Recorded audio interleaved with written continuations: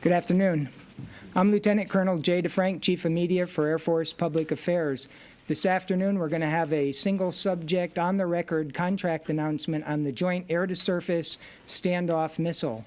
Making the announcement will be Mr. F. Whitten Peters, Acting Secretary of the Air Force. Following the announcement, there'll be a brief question and answer period.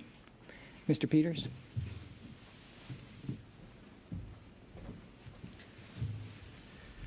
Great. Well, thank you all for being here this afternoon. I am pleased to be with you today to announce the prime contractor selection for this current phase of the Joint Air-to-Surface Standoff Missile acquisition. This announcement underscores our longstanding commitment to upgrade the capabilities of our bomber fleet while reinforcing the Air Force's precision engagement and global attack core competencies. The Air Force has underwritten these joint warfighting concepts by aggressively pursuing a bomber investment strategy complementing a systems of systems approach, which has included the key fielding of such components as GPS. JASSM is another step toward truly revolutionizing the way aerospace assets find, fix, track, target, and engage entire classes and ranges of targets. Today's bomber force operates with two weapons employment tactics, depending on the threat scenario. Thanks to technologies that are embedded in weapons like JASSM, we now have the option to do traditional overhead, overflight releases, or standoff precision capability that will allow us to destroy high-value targets without putting air crews at risk. Today's JASSM announcement is significant in several key respects. It reinforces our belief in our long-standing investment strategy to upgrade the effectiveness, versatility, and lethality of our bomber fleet. Since 1988, we have invested $43.9 billion in our bomber force, with an additional $14.1 billion planned over the FYDP. Similarly, to date, we've invested more than $1.3 billion in precision munitions, with an additional $5.1 billion planned over the FYDP. Because of these prudent investments, we can say with confidence today that today's smaller bomber fleet will provide our commanders-in-chief 10 times the aerospace power that our larger fleet provided at the end of the Cold War. Today, we have gone from the number of sorties that it takes to destroy a single target to the number of targets we can destroy on a single sortie. I am pleased, therefore, to announce today the selection of Lockheed Martin as the prime contractor to complete Phase 2 of the program definition and risk reduction and, when authorized, engineering, manufacturing, development contract and production contract for the Joint Air-to-Surface Standoff Missile. I congratulate the entire JASSM team for a competition resulting in an extremely high-performance missile with a 15-year bumper-to-bumper warranty and at a cost well below the objective average unit price of $400,000 in Lots 1 and 2. JASSM is our joint Navy and Air Force conventional long-range missile, and it possesses many characteristics that one associates with the aerospace forces of the 21st century: stealth, long range, versatility, and precision. JASSM is the lethal linchpin that will usher in the seamless integration of air and space assets to meet our nation's vital security interests. We have also employed an aggressive acquisition approach, leveraging every leading-edge reform initiative that's today available to the Air Force. In line with Secretary of Defense Cohen's defense reform initiatives, this program uses key facets of our revolution in business affairs in order to bring down the cost of our ongoing revolution in military affairs. From the beginning, teamwork has been the key as the Air Force and Navy, working together from a joint program office at Eglin Air Force Base, Florida, have conducted a completely open-source selection with unprecedented amounts of feedback both to and from the competitors. Moreover, JASSM embodies a radical departure from business as usual, as the flagship for cost is an independent variable. With our Air Force and Navy users, we entered into a unique partnership to identify only those key requirements essential for this missile system. This comprehensive, coordinated search yielded 3 key performance parameters.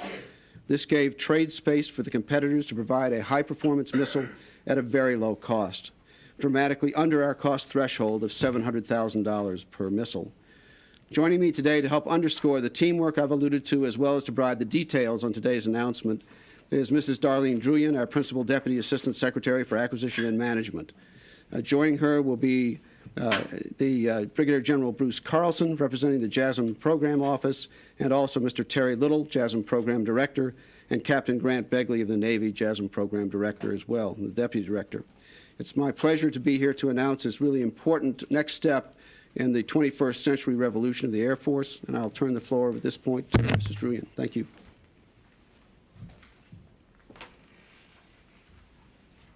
Thank you, Mr. Peters. Before we take Q&As, I believe we're going to give you a 4-minute quick video. And I'd point out that that is a half-scale model of the missile that Lockheed will be building for us. So can we start the film, please?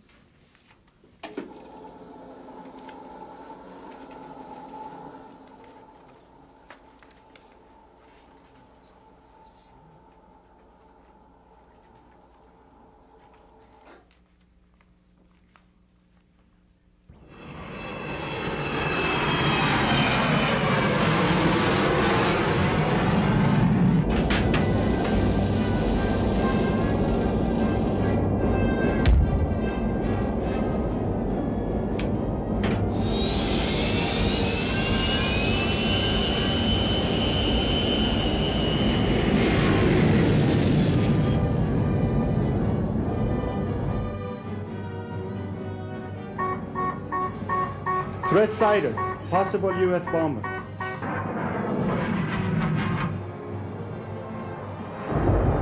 We're not picking up anything on radar.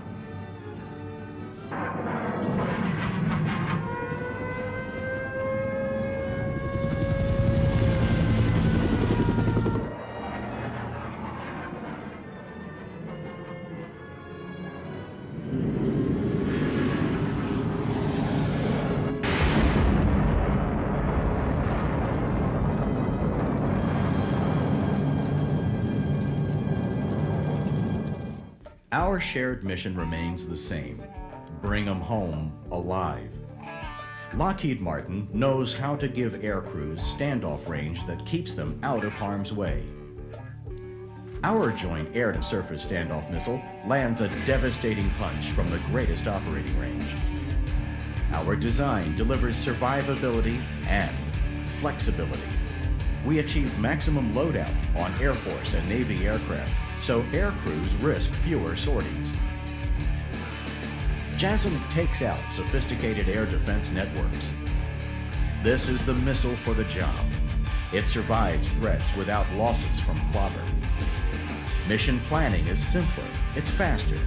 The missile needs only a single target model to strike, regardless of conditions, a changing target area, or an adapting enemy.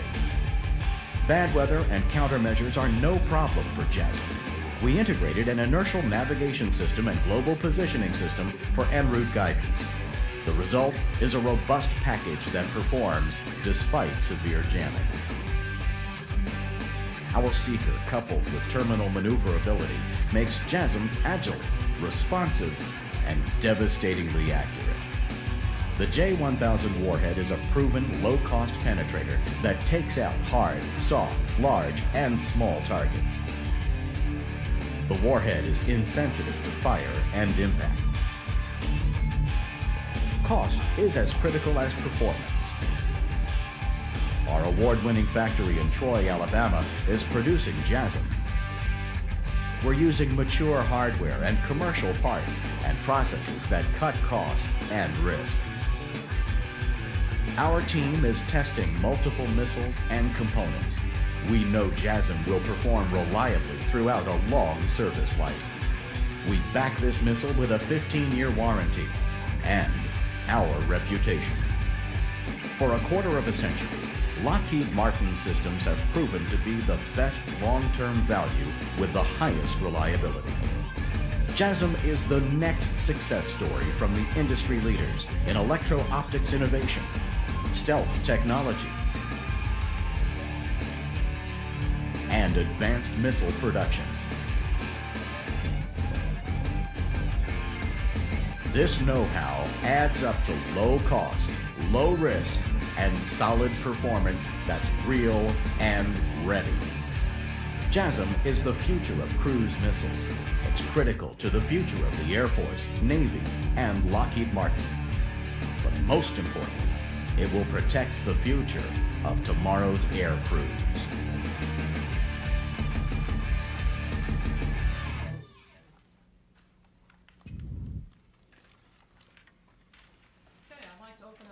questions and invite General Carson, Mr. Little, and Captain Begley up to help us answer. Under 400K, what did you actually get? And was this the low-cost bid? Let me say that we did a best value competition. It clearly, as part of the best value competition, was the best overall design and also the best cost. I really cannot at this moment tell you exactly what the dollar amount is because we do have a 10-day window from the time of contract award. I'm going out Tuesday to debrief the loser, and until we get through the 10-day window from the time the loser is debriefed, I can only say that it is well below the number 400,000. Well, what does it make then the production cost of the entire program as you? I think even average unit procurement price is going to be a problem for me to say. Just accept the fact that in about 2 weeks we will be happy to provide those details to anyone that would be interested in them. Yes. There's been some talk that the possibility that loser, in this case Boeing, could protest. Is that something that you see as a possibility, a likely event? Okay, protest is something that every contractor has available to them through either the GAO or the courts. But I would like to say that this is perhaps the most open source selection that we've ever done. I was the source selection authority, and we had 3 evaluation periods. All the material was shown to me, went through the source selection evaluation board, through the advisory council up to my level. It was approved at my level, and then we sat down with each of the contractors and showed them exactly what was shown to the source selection council and to the source selection authority. So they were able to see real-time data as to how we were actually evaluating them. We also gave them the opportunity as a part of that real-time exchange to make any inputs back to us, which were also fed to me as the source selection authority. So I'm hopeful that there will not be a protest because of the very open process that we used, and there really should have been no surprises with respect to the final evaluation of each of the designs and all of the other characteristics we laid out in the source selection. Yes. Can I follow up on that? Sure. Maybe for Mr. Little. Yes. If you do get a protest, that'll be probably 3 months roughly. I mean, that's traditionally how long they last. What does that do in terms of going to EMD in the fall? If I could refer back in history to when we had a protest when we originally awarded these 2 contracts in JASSM. We had a stand-down, Terry, for what, about 4 months? Right. And I would expect that we would have not be able to really proceed into EMD, but EMD does not really start until the fall, as I recall. Right. We would be able to finish up the PDRR phase, so I think we would have, adequate time before we would run into a problem there. So you still think you can start EMD in November? Yes. Just in terms of Boeing's performance on SLAM-ER and past performance, was cost a determining factor here? Would you say, or was? No, it was Boeing clearly a best value competition. When you look at the criteria that we laid out, cost was obviously clearly weighted in there, but we were very. When you look at some of the key factors, the missile effectiveness, for example, it was, I think, a very, very balanced source selection. But I can say very clearly that Lockheed had a superior proposal in just about every aspect, including cost. The EMD costs were also, I'd say, relatively equal between the 2 offerers. And yes, the Navy is still very much a part of this program. Captain Begley, would you want to say a few words there? The J in JASSM is for joint. Yes. The Navy has renewed their commitment to JASSM and will remain a participant in the JASSM program. How many are you likely to buy? There's been no commitment to buying JASSMs for the Navy at this point. How many do you plan to buy? What do you think? 1,000, the figure 1,000 has been suggested.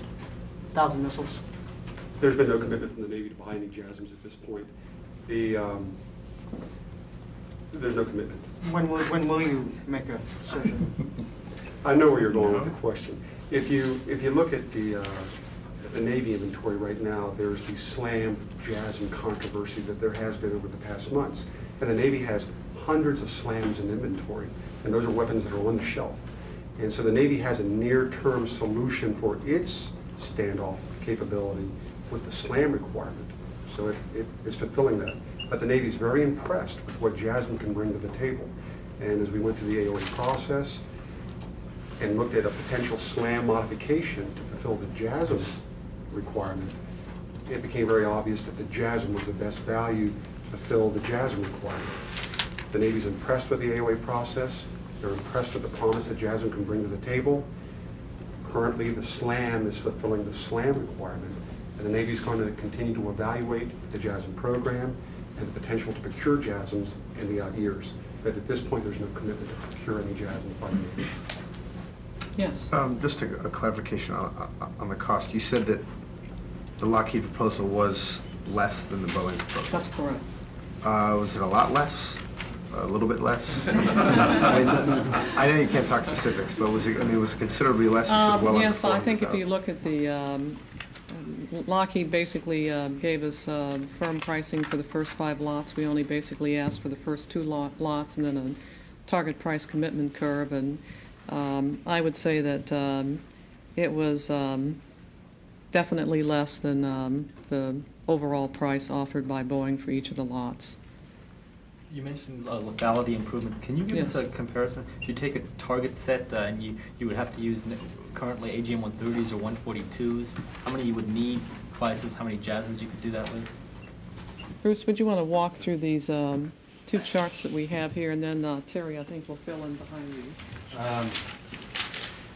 Let's just start with this one.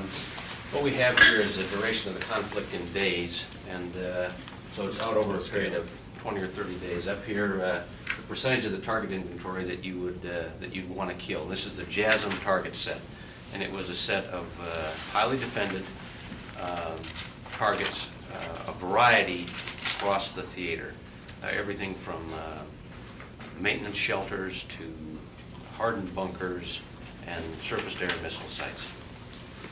We found that using a conventional set of weapons like AGM-130, Maverick, etc., this is the number of days it took to bring down that target set. And you can see at the end of 20 or so days, we still had 50% of the target set left. And what we found out in JASSM is that after a very few days, we were able to bring down those heavily defended targets, of which there were a large number of the high-value targets in this particular scenario. And that's what made I think what Captain Bagley said so convincing about the JASSM is the combination of survivability, lethality, cost, and standoff range that makes such a dramatic change in the way you'd fight a war. And this was a Southwest Asia, after the turn of the century scenario. General Carlson mentioned 17 targets. There were 17 specific target types in the requirement. And one of our measures was the expected number of missiles, considering reliability, warhead effectiveness, survivability, to kill each of those 17 targets. I can't give you the exact number. Ideally, you would like it to be 17. In the perfect world, 17 missiles, 17 different targets dead. But if you factor in all of the things that would degrade that in a realistic way, you come up with a number that is not much different than 1 missile per target. By not much different, I mean it's a whole lot less than 2 missiles a target. So, we're talking about something that in essence is a one-shot, one-kill device for virtually all of the targets in the set. The only situations where that's not likely to occur is when you have a very large target, like a large building, where it would take multiple hits of virtually anything to destroy it. But it has all the capabilities required for a one-shot, one-kill, highly lethal warhead, survivability, accuracy. Yes. Can you give me some idea of the value of the contract, just a rough estimate? The EMD contract is approximately $200 million. The PDRR, the remainder of the PDRR is $36 million. So you got the 200 that Mrs. Druya mentioned, plus finishing out the PDRR, which is $36 million. And then what's the ceiling? I mean, is there a ceiling over the life of the program? We've heard up to $3 billion. Is that? It is over, at this point, over $2 billion. Obviously, it's going to depend on the total number of missiles. With the 2,400, it's something in excess, slightly in excess of $2 billion. And 2,400 missiles is what our current requirement is. Right.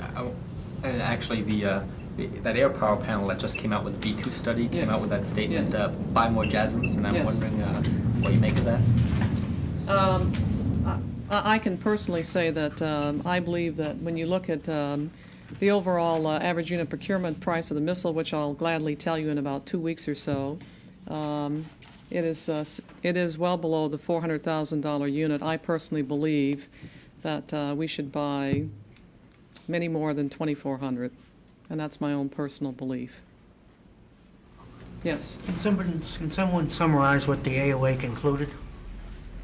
Bruce, would you like to do that? I think the AOA concluded that JASSM, for the target set that we had picked out. I'm sorry? Step to the podium. The AOA concluded that for the target set that we had picked out, for the threat scenario that we had laid down, JASSM was a much more cost-effective weapon system than any of the alternatives. Now, that's for the target set that we laid down and for the threat that we had picked out. Can you quantify that at all? You say much more cost effective. Well, I don't think I can quantify it, but I can just say that that is the level of effectiveness that we're talking about. It's a dramatic decrease in effectiveness over conventional weapons. Could you compare for us the accuracy and the radar signature of this weapon compared to weapons that are now in the inventory? Is it in some reasonable way? Well, we don't have a weapon that is that has this kind of survivability, this kind of radar cross-section. You know, a Mark 84 bomb doesn't have a comparison. This is more survivable, considerably more survivable. But accuracy? This is, I would just say this is a very accurate weapon. And because it has terminal guidance, it's a very, very accurate weapon. It's, I think the way to characterize that is based on what Mr. Little said, and that is that we can kill that representative set of targets, 17, with under 2 missiles per target. Well under 2 missiles per target. When you looked at SLAM-ER, and a possibility of the Air Force acquiring SLAM-ER, why not acquire SLAM-ER and presumably save money and economies of scale you can get from Boeing? Well, the AOA pointed out that for the Air Force, it was not cost-effective to buy SLAM. Unlike the Navy, we don't have 700 of them sitting on the shelf. And we have not paid for, like the Navy has, the integration on our platforms. We, unlike the Navy, would want to put these internal in the B-1 and the B-2. The missile is not quite, the SLAM missile was not quite the same size that we needed to do that.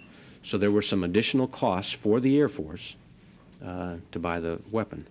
And in addition to that, the concept of operations that the Navy uses, which is very effective for the type of campaign that they fight, is a man-in-the-loop scenario. When we carry 24 or so of these missiles on a bomber, it's not very efficient for us to try to man-in-the-loop 24 missiles. If you're an F-18 crew with a couple of missiles aboard, it makes perfectly good sense. But our concept of operations was different, and the number of missiles we had available to modify was significantly different. So it just didn't make sense. It wasn't cost effective. I get the impression you weren't overly impressed with Boeing's bid. Is that a fair assessment? No, I would hope I didn't leave that impression. I think that this was a hard-fought competition. I think both contractors did an excellent job during this phase of the program. It just turns out that Lockheed came out with a better product and a better price. And I have to tell you that I personally spent some time going through in detail to understand why the differences in pricing between what Lockheed bid versus what Boeing bid, and I think it tracks very well. Opposed to sort of saying after they're finished the design, and oh, by the way, we want a warranty. So a good bit of the value of this has already been gained by the fact that the contractors have contemplated it in their design process.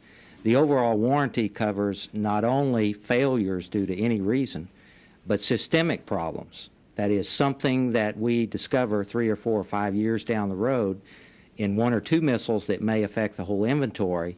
Under the warranty, it's their obligation to make it right.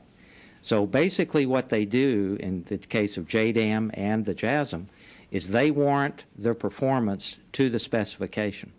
So if it fails or if it doesn't meet the specification on down the way, they have to fix it. And it's included over all of them, over the 15-year life. And it's a radical departure from the way we've done business in the past. But we've given him the freedom to design the system in anticipation of that warranty. One last question. If you could talk about the production profile a little bit, what Lot 2, what you ratchet up to the 2,400 missiles? I can. The first 2 lots consist at this point of 95 missiles in the first lot, 100 in the second. After the second lot, we then ramp up to a peak rate of 360 missiles per year. And current plan with the 2,400 is it will take 9 years to buy out. The first 5 lots that Mrs. Drillian mentioned as being subtended by the price commitment is a total of 1,165 missiles. So it's almost half of the 2,400 buy. I would also add we have a variation in quantity, plus or minus 20%, to protect us in case, our budgets every year always have a little bit of flex in them, so we've also built protection into our contracts. With that, I think that I'd like to say that I think most of us have to run off to another series of meetings, and if you have other questions, if you would give them to our PA person, we'd be happy to supply answers back to you. Thank you very much.